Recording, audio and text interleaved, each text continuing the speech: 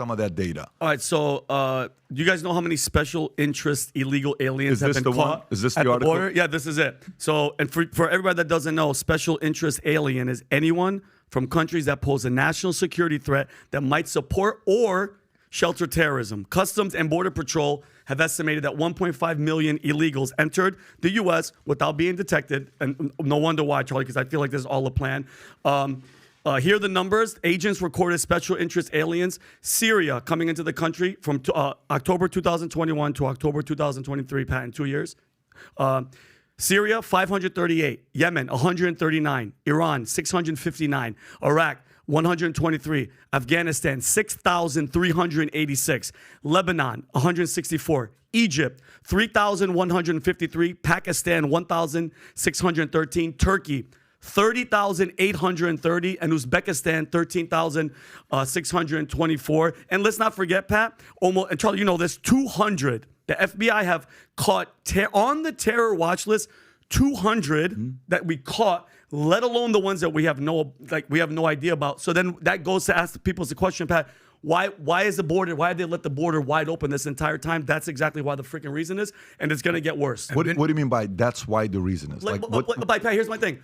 For the past couple of years, Charlie, all of us have been watching Pat Mayorkas in front of Congress, and they're like, everybody yelling at them, like, why is the border wide open? No answer. He beats around the bush. He can't give a specific answer. It's almost as if, Pat, all these people are in here right now to do something crazy to us in this country because, as you know, the Hamas leader. But why, though? I think because one of them is to cause chaos, Pat. Because guess what? Election is coming up too. They can't do pandemic again. How are you going to keep everybody at home? Remember House of Cards, season 5, episode 7? They did a fake terrorist thing at a polling thing. Nobody's going to go. If something happens at a polling center, they're going to shut down. Guess what? Who's going to go vote, Pat? You're going to vote from your house. Why else? Is it a humanitarian thing? You think they care about Venezuelans and Mexicans and people? And by the way, these people that are coming in, Charlie, you know, all these guys, that's 18 to 35. That's right. They're military fighting age men, Pat. And the UN is giving them cards, Charlie, with money on it and a cell phone saying, hey, go get an apartment. And when we call you, that's right. We'll like. Vin, this is actually pretty shocking to me because I don't want to just gloss over this. Oh, Vinny, like these are people from the Middle East that they've caught at the U.S. border crossing. But that's just 1 year. Okay, 1 year. That's just in 1 year. And that's who we've caught, not who's gotten away. And this is who's been caught, meaning they didn't catch everybody. So why would someone from Iran, Iraq, Afghanistan, Pakistan, all these countries, why would they be coming through the southern border? Let me stay on this series of questions I'm asking. Yeah. Here's where I'm going with this. Okay. So let's say they're doing it intentionally. Let's process that. Okay. 1, who is they? 2, why are they doing it intentionally? Yeah, I think it's obviously they're doing it intentionally. And let's just say the Democrat Party and moderate Republicans, they have different reasons for it. And the Democrat Party thinks that they get more power politically if they allow the third world to come into the country. They're not totally right about that, actually. It turns out that third world people that enter America, they have values that are against white upper middle class woke liberalism. But don't take my word for it. Look at the Castro brothers. The Castro brothers, who one was a mayor of San Antonio, the other one served in the Obama administration, Housing and Urban Development. One of them ran the Democrat National Committee. There's a clip that you could find on CBS Face the Nation. They have memory hold this clip. So if you find it, kudos on you. Where they said, they were in this interview.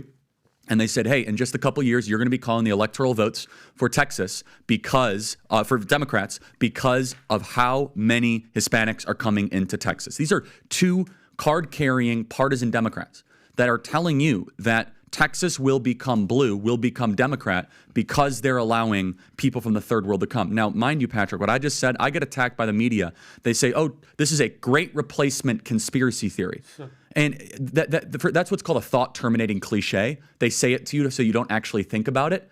But why else would they keep the border completely wide open? There is no border right now. And Border Patrol is not deterring entry into the United States. They are facilitating entry into the United States.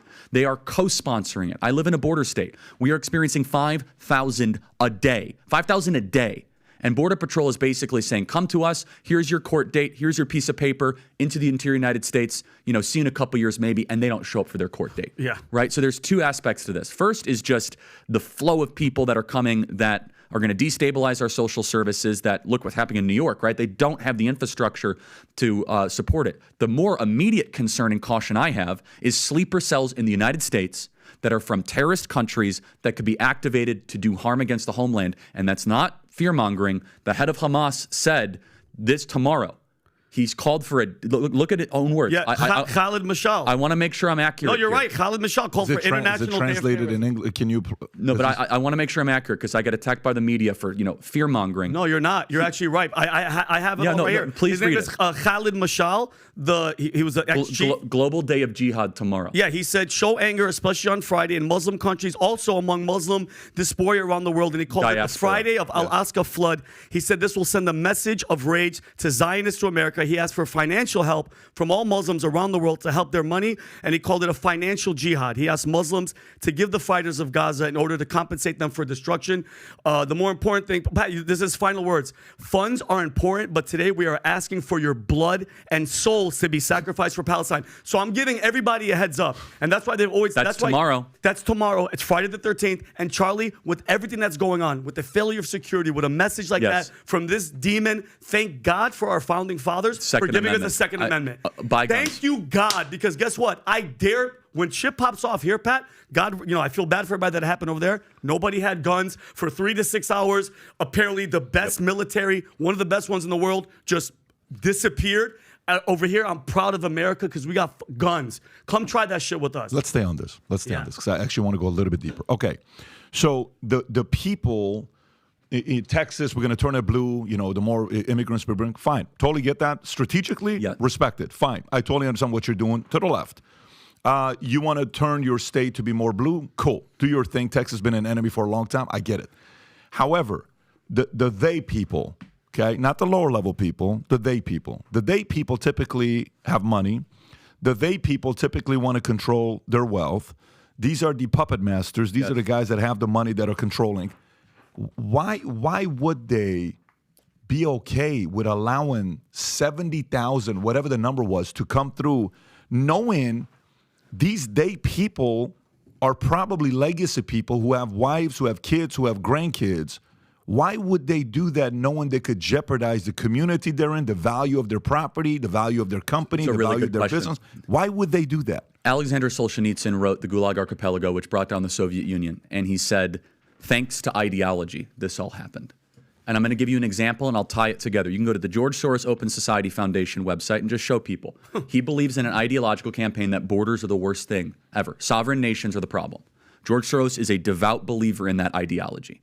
And what has been an eye-opener for me, Patrick, and I can use a couple examples, reality is not the ultimate verdict of how you act. Ideology can actually be more critical. In New York City, a week and a half ago, a young lady was sitting on a park bench with her boyfriend. You might have covered this story, right? We did. 3:51 a.m.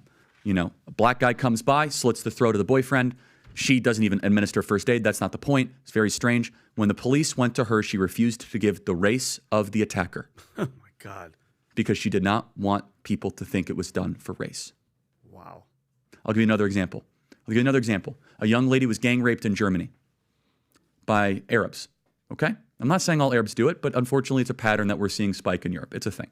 Arab Muslims. She goes to the police and says, I was gang raped. They said, please describe your attackers. And she says it was 6 white Germans. Jesus. So they go and try to find 6 white Germans. They fail. They come back and she admits, oh, actually, it was 6 Arab Muslims. I didn't want to tell you because I didn't want to increase the amount of anti-immigrant fervor. She protected her rapists because she was taking ideology over reality. Patrick, why? Why does Soros want the borders open? He's a devotee to an ideological, dare I say, pseudo-religion to create the world into a different type of place. No borders, no cash, no property. You can call it heaven on earth, utopia. You can even call it immanentizing the eschaton. That's a religious term. That we're going to bring the eternal promise of paradise here, paradisio, as Dante would say. And they want it now. And they think that the problem is Western society. The problem is private property. The problem is America. And if you look at through that lens, all of a sudden you say, wow, Biden is not incompetent. It's intentional. You destroy the dollar. You keep the border open. You weaken the military. It gets you closer to a one world government, of which they are bragging in the World Economic Forum. Vision 2030. You'll own nothing. You'll be happy. America will no longer be the world's superpower. Anyway, I don't mean to let's filibuster.